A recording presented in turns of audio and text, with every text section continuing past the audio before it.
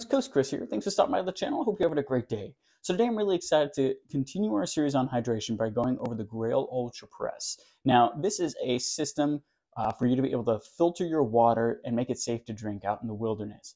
I was first introduced to this by Fandabi Dozi. I'll leave a link in the description below to his channel. He's a Scottish survival instructor and expert, especially with historical survival tools and techniques. And this was all he brought with him for a 3-day expedition into the Scottish Highlands as his means of keeping himself hydrated. I thought that was fantastic and wanted to take a look into this in more detail. So it's important to understand what it is and what it's not, and it's always your responsibility to make sure that this meets your needs to keep yourself hydrated. So what do I mean? What is it?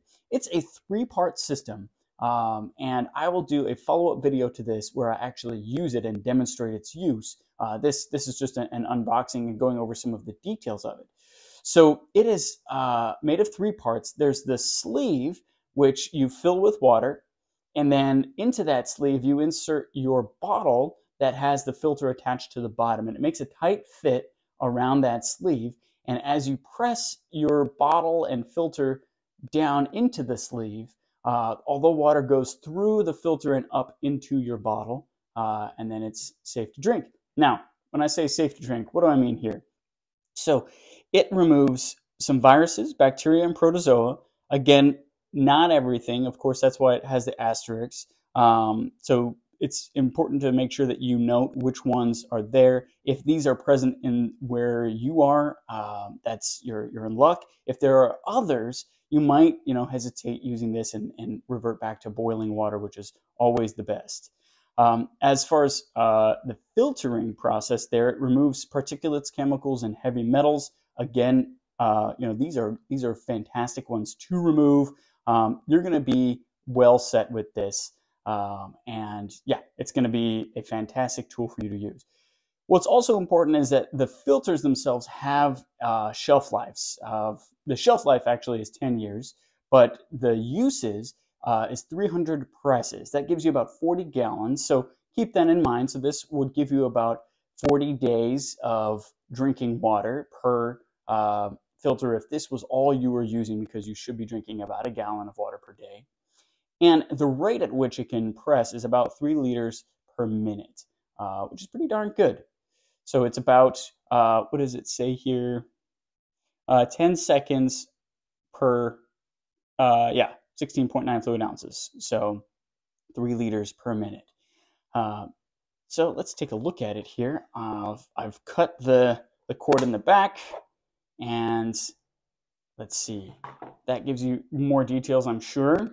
And let's see here if we can get this out. So there's a twist top. Okay, so that's the lid to our bottle.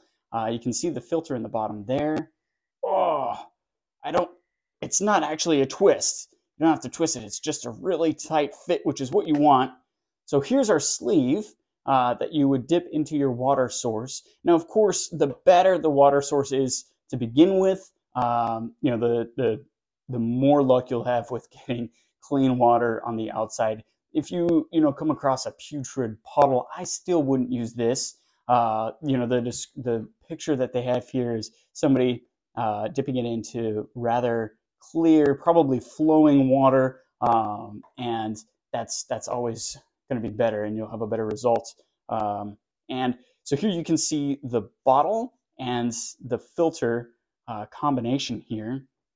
I'm not actually sure how much is in the bottle, but you can see that you think you might be drinking that much water. You're not going to be drinking that much water.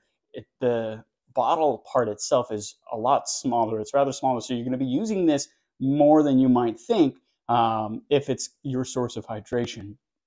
So you would, I really like, I like this color. I like the bottle configuration. It comes with a nice handle, and I like that you can screw the lid on and it keeps it nice and contained. So if it does slosh around a little bit, you should not have too much spillage.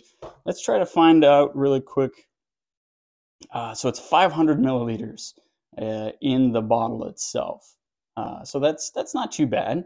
And here you can see 10-second press. Again, I will do a follow-up video showing you how to actually utilize this. But for this one, let's do our first press here. Oh yeah, it's nice and tight. And press down.